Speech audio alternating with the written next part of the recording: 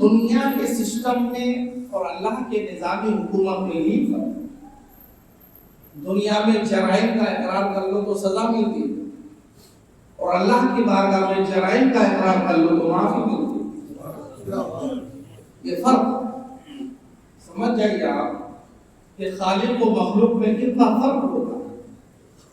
آپ یہاں جرم کا اقرار کر لیں تو سزا ملے گی آپ، اور رب کی بارگاہ میں رو رو کر جتنے بڑے جرم کیے ہیں آپ اقرار کیجئے اور اللہ کی بارگاہ میں رجوع کیجئے، اللہ معاف فرما دے گا۔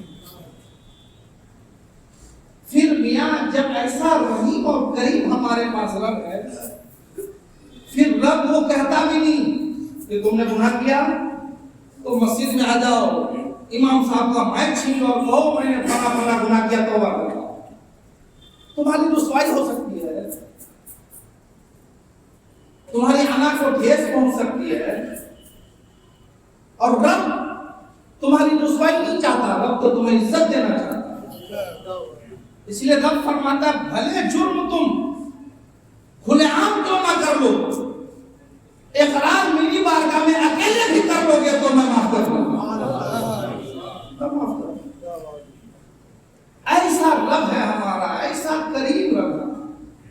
چھپ کے گناہ کیے ہیں، ظاہراً گناہ کیے ہیں، اقرار کر لیجئے پوری دنیا سے الگ ہو کر تنے تنہا رات کے تنہائی میں اٹھئے، تاریکی میں اٹھئے اور رب کی بارگاہ میں اپنے سارے گناہوں کو یاد کر کے، ان جرائم کا اقرار کر کے، اپنے مجرم ہونے کا اقرار کر کے رب کی بارگاہ میں سچی توبہ کیجئے۔ میاں رب صرف معاف نہیں فرماتا ہے، فرشتوں کو گواہ بنا دیتا ہے، فرشتوں گواہ بناؤ اس بندے نے تنہائی میں توبہ کیا ہے، میں توبہ قبول کر رہا ہوں۔ اس میں کوئی تخصیص ہی نہیں کہ آپ نے کتنا بڑا گناہ کیا، کتنا بڑا آپ نے گناہ کیا ہے، کوئی تخصیص نہیں، چاہے جتنا بڑا گناہ کر لیں اللہ معاف۔ یہ عام دنوں کی کیفیت ہے، یہ عام توبہ کی کیفیت ہے، اور جن راتوں کو اللہ نے اسپیشل اسی لیے عطا فرمایا ہے کہ توبہ کرو، معافی مانگو، عبادت کرو۔ ان راتوں میں اگر کوئی بندہ کرے گا تو پھر قبولیت کا کیا عالم ہو، وہاں قبولیت کا کیا عالم ہو۔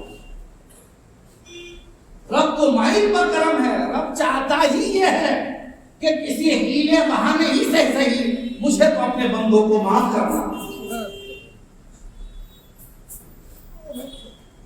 کیونکہ بچہ کتنا بھی جرم کیوں نہ کر لے، ماں باپ کو بھلے وقتی طور سے غصہ آ جائے، لیکن ماں باپ اس پھیر میں رہتے ہیں کہ کسی بھی طرح سے بچوں کو معاف کیا جائے، ان کا کام ٹھیک ٹھاک کر دیا جائے۔ اور اللہ کے نبی سرور کائنات نے حدیث پاک میں فرمایا، ایک دو نہیں درجنوں مائیں مل کر اپنے بچوں سے اتنی محبت اتنا پیار نہیں کر سکتی ہے جتنا اللہ تعالیٰ اپنے ہر بندے سے کرتا ہے۔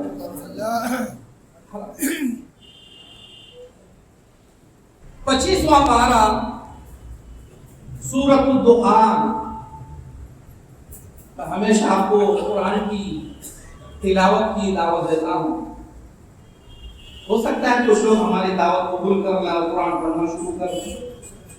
25واں پارہ سورہ دخان، اس پوری سورت کو اگر ٹرانسلیشن کے ساتھ، ترجمہ کے ساتھ آپ پڑھیں گے تو انشاءاللہ شب برات کی وضاحت بھی آپ کے سامنے آئے گی، توبہ کی اہمیت کا بھی آپ کو اندازہ ہو جائے گا، پھر اللہ تعالیٰ کیسے معاف فرماتا ہے اس کا بھی اندازہ ہوگا، اور اگر اللہ پکڑ لے تو کیا ہو سکتا ہے اس کا بھی اندازہ۔ زیادہ بڑی سورت نہیں ہے، 25 پارے میں سورۃ الدخان، دخان عربی زبان میں دھواں کو کہتے ہیں۔ اس سورت کی ابتدائی 5-7 آیتوں میں شب برات کی اہمیتوں کو بھی اللہ تبارک و تعالیٰ نے مفسرین کی تفسیر کے مطابق اجاگر کیا۔ اسی میں آیت نمبر 4 ہے، فیہا یفرق کل امر حکیم۔ اس رات میں، اس سے پہلے لیلۃ مبارکہ کا لفظ ہے آیت نمبر 2-3 میں، اسی رات کی طرف اشارہ کرتے ہوئے فیہا یفرق کل امر حکیم، کہ اس رات کے اندر ہر حکمت والے کام کو بانٹ دیا جاتا ہے، تقسیم کر دیا جاتا ہے۔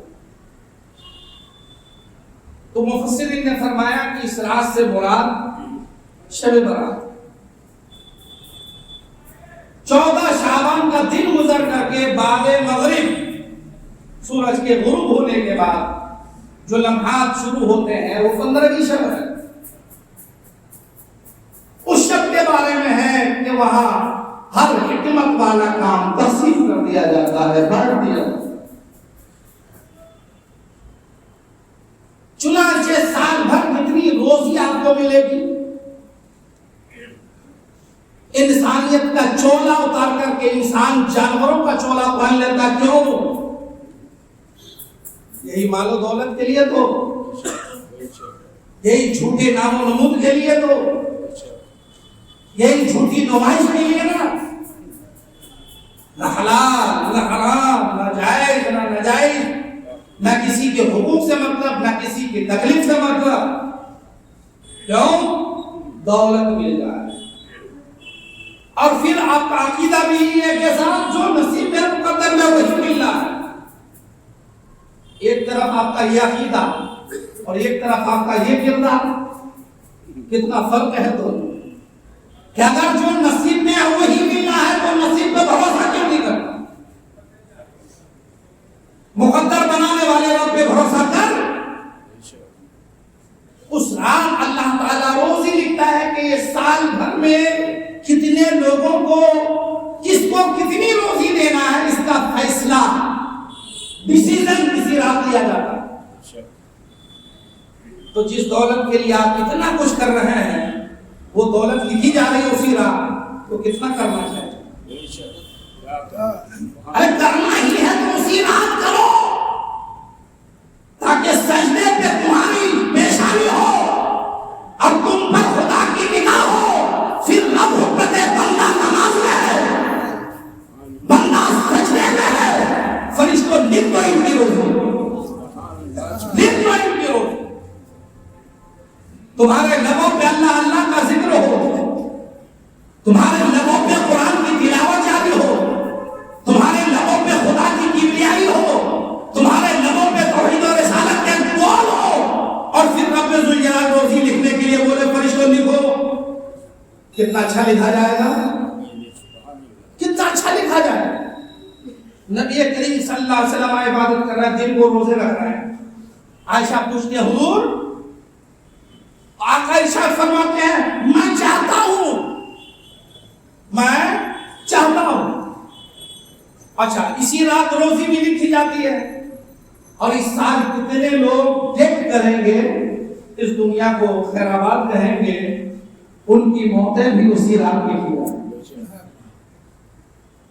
موتیں بھی اسی رات لکھی جاتی ہے۔ روایتوں میں ہے کہ لوگ گھوم رہا پھر رہا، اس کی موت لکھ دی گئی، شادی نہ چاہ رہا ہے، اس کی موت لکھ دی گئی، دیگر کاموں میں مشغول ہے، اس کی موت لکھ دی گئی ہے، زیادہ بچا نہیں۔ تو موت بھی اسی رات لکھی جا رہی ہے، زندگیاں بھی اسی رات لکھی جا رہی ہیں، روزی بھی اسی رات لکھی جا رہی ہے۔ ایسے موقع میں ہمیں تو چاہیے میاں کہ بہتر موت چاہیے تو اسی رات کو یاد کرو، بہتر روزی چاہیے تو اسی رات کو یاد کرو، بہتر زندگی چاہیے، اولاد چاہیے تو اسی رات کو یاد کرو، کیونکہ سارے اہم فیصلے اسی رات ہوتے ہیں۔ اب نبی ذکر میں مشغول ہے، روزے میں مشغول ہے، عبادت میں مشغول ہے۔ پوچھا حضور، تو آقا فرماتے ہیں میں پسند کرتا ہوں کہ میری موت اور میرے وصال کی تاریخ لکھی جائے تو اس عالم میں لکھی جائے کہ میں روزے کی حالت میں، میں خدا کا ذکر کر رہا ہوں، میں کلام ربانی کی تلاوت کر رہا ہوں۔ یہ میرا آقا فرماتے ہیں ارے میاں، جس آقا کے ہم غلام ہیں، جن کے صدقے میں ہم غلاموں کو زندگیاں ملی، عزت ملی، وقار ملا، قبر میں بھی عزت ملے گی، حشر میں بھی عزت ملے گی، جنت میں بھی جگہ ملے گی، جب اس نبی کا وہ کردار ہے تو غلاموں کا کیسا کردار؟ ایک رات نہیں جاگ سکتے ہیں؟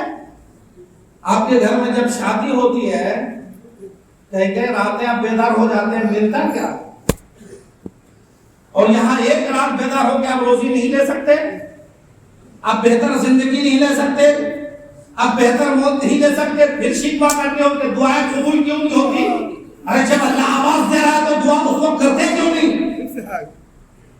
اس وقت آپ کو گھومنا سوچ رہا ہے، اس وقت آپ کو آتش بازی سوچ رہی ہے، رب روزی لکھ رہا ہے اور یہ آتش بازی کر کے روزیوں کی بے حرمتی کر رہا ہے۔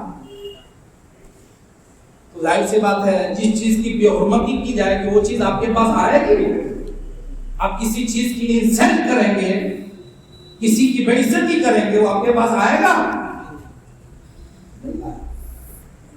روزی کی آپ انسلٹ کریں گے، آتش بازی کر کے تباہ کریں گے، آپ برائیوں سے تباہ کریں گے، آئے گے آپ کے پاس؟ اس لیے رازق کو اگر راضی کرنا ہے اور اپنے نامہ اعمال میں اضافہ کرنا ہے تو چھوڑ دو برائیوں کو میرے بھائی، اور اس رات کو آ جاؤ خدا کی بارگاہ میں، سجود نیاز لٹا دو ایک بار خدا کی بارگاہ میں۔ ارے سر جھکانا تمہارا کام ہے، دلوں کو پلٹنا رب ذوالجلال کا کام ہے۔ یہ نہ سوچنا کہ سال بھر عبادت نہیں کیے اس رات سے کیا ہوگا، سال بھر گناہوں میں رہے ایک رات سے کیا ہوگا۔ ارے نادان تو اپنے پر خدا کو قیاس نہ کرو، وہ ایسا رحیم ہے کہ تیری ایک ادا پسند آ جائے تو سمندر کے برابر بھی گناہ ہو اللہ معاف فرما دے۔ تمہارا کام بارگاہ خداوندی میں آنا ہے، رب کو راضی کرنا ہے، خرافات نہ کرو۔ اور اللہ کے نبی رمضان میں بھی اس مہینے میں صدقات و خیرات میں اضافہ فرماتے تھے، کیونکہ صدقات و خیرات یہ خدا کی رضا حاصل کرنے کا ذریعہ ہے۔ تو آپ بھی کریں، آپ بھی اضافہ کریں، تو آپ وہ سارے صدقات و خیرات آپ تو آتش بازی میں نکال رہے ہیں۔ اچھا جس دن شب برات میں آتش بازیاں ہو رہے، لوگوں سے آپ کے بچے کیا کریں، کیا کریں، بچے مانتے ہیں؟ اچھا ساری باتیں مانتے ہی آتش بازی والی بات نہیں مانتے۔ اس لیے مسلمانوں کیوں جا رہے ہو دین کے خلاف؟ پورا ماحول ہے آپ کے خلاف، اور آپ اگر خود خدا کے خلاف ماحول پیدا کرو گے، شریعت کے خلاف ماحول پیدا کرو گے تو کہاں سے رب ذوالجلال کرم فرمائے گا؟ مجھے بتاؤ۔ آتش بازی یہ نمرود کا کام ہے، اس کی ایجاد کیا ہوا ہے۔ جب حضرت ابراہیم علیہ الصلوۃ والتسلیم کو نہ آگ میں ڈالا گیا تھا تب ان کمینوں نے آتش بازی کی تھی۔ یہ نمرودیوں کی پہچان ہے۔ تم نمرودیوں سے تمہارا تعلق نہیں ہے، تمہارا تعلق میرے آقا کے جلتے جلتے اندر حضرت ابراہیم خلیل اللہ بانی دعویٰ سے تمہارا تعلق ہے۔ تم آتش بازی کر کے کس سے محبت کا ثبوت دے رہے ہو؟ اور پھر جب تمہیں یہ حدیث معلوم ہے تو اس رات روحیں آتی ہیں، آپ کے ماں باپ جو انتقال کر گئے، دادا دادی انتقال کر گئے، وہ آتے ہیں۔ اچھا جب آپ روڈ میں آتش بازی کرتے ہیں، کوئی گاڑی والا چلا جاتا ہے، رک جاتا ہے نا، یا راستہ بدل لیتا ہے، یا تو رک جاتا ہے یا راستہ بدل لیتا ہے۔ کیوں؟ ڈینجر ہے۔ آتش بازی میں مال کا ضیاع بھی ہے، مال کو برباد کرنا بھی ہے، آتش بازی میں جانی نقصان بھی ہے، آتش بازی میں مکانات بھی جل سکتے ہیں، خاکستر ہو سکتے ہیں، آتش بازی میں دوسرے نقصانات بھی ہیں۔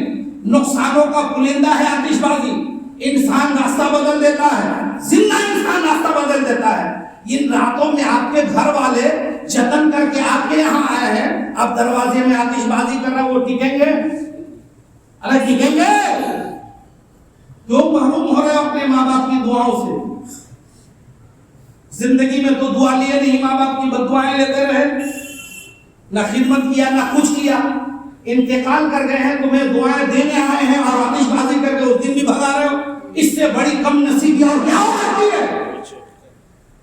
اس لیے ہیلے بہانے مت بناؤ۔ یہ ہیلا یہ مفتی رفیق الاسلام کے پاس چلے گا، لیکن وہ رب ذوالجلال تمہارے ظاہر و باطن، آگے پیچھے دائیں بائیں کیا کرتے ہو سب دیکھتا ہے، وہ ہمارا نہیں چلے اور نہیں چلے گا بہانا۔ غریب کی شادی تو 25 سے 30 ہزار روپے پٹاخے میں، میڈیم والے کی شادی تو 50 ہزار پٹاخے میں، اور بڑے والوں کی شادی تو کتنا ہے کہا نہیں جا سکتا۔ تو یہاں مسکرا کر 25 ہزار 30 ہزار 50 ہزار آتش بازی میں خرچ کر دیتے ہو۔ اسی غریب سے کہا جائے 25 ہزار والے آتش بازی کرنے والوں سے 5,000 مسجد میں دے دو نانی مر جائے گی. مڈل کلاس والے سے کہہ دو کہ بھائی 15,000 مسجد میں دے دو نانی مر جائے گی. اور جو جتنے بڑے ہیں ان کی بات کو کہنا ہی کیا ہے صاحب. اگر آپ چاہتے کہ آپ آتش بازی کر رہے ہیں، اتنا روپیہ خرچ کر رہے ہیں، آپ جس مسجد میں نماز پڑھتے ہیں، آپ کے محلے میں مسجدیں ہیں، ان مسجدوں کی حالت کیا ہے، ان مسجدوں کو ضرورت ہے کہ نہیں ہے، وہاں کی اسٹائل کا چل رہا ہے. 50,000 خرچ کرنے والوں اگر مسجد کے نام سے 5,000 10,000 خرچ کر دیے ہوتے، اللہ ان گناہوں کو بھی معاف فرما دیتا، ان کے علاوہ ایکسٹرا ثواب بھی آپ کے نام آیا ہوتا. مگر آج ہم جائیں کہنے کے لیے بھائی بیگم مسجد میں تعمیری کام چل رہا ہے، فور سیلنگ کا کام چل رہا ہے، پنکھوں کی ضرورت ہے، لائٹ کی ضرورت ہے، اے سی کی ضرورت ہے، ذرا دیجیے. پھر دیکھیے آپ ان کا تیور، پھر وہ پورے حالات کی دہائی دے گا. دیکھ رہے ہیں لاک ڈاؤن کے حالات کے بعد سے کیا چل رہا ہے. مسلمانوں کا کاروبار ٹھپ ہے لاک ڈاؤن کے بعد، مگر شادی اسی شان سے ہو رہی ہے جس شان سے ہو رہی تھی. کاروباری اعتبار سے پریشان ہے مسلمان، مگر ولیمہ اسی شان سے ہو رہا ہے جس شان سے کر رہا تھا. آتش بازی میں کوئی کمی نہیں، ڈی جے میں کوئی کمی نہیں، گناہوں میں کوئی کمی نہیں. کمی آئی ہے تو عبادت میں، کمی آئی ہے تو خدا کی بندگی میں، کمی آئی ہے تو نیکیوں میں، کمی آئی ہے تو دین اسلام کی طرف رجوع کرنے میں، کمی آئی ہے تو اس میں جس سے زندگی بھی بن جائے اور آخرت بھی بن جائے، اس میں کمی آئی. اس لیے خدا کے بندو آ جاؤ خدا کی طرف. یہ مہینہ آپ کو آواز دے رہا ہے، اگلا مہینہ رمضان آپ کو آواز دے رہا ہے. صدقہ تو خیرات میں نبی نے اضافہ کیا، صحابہ نے، آپ بھی اضافہ کرو.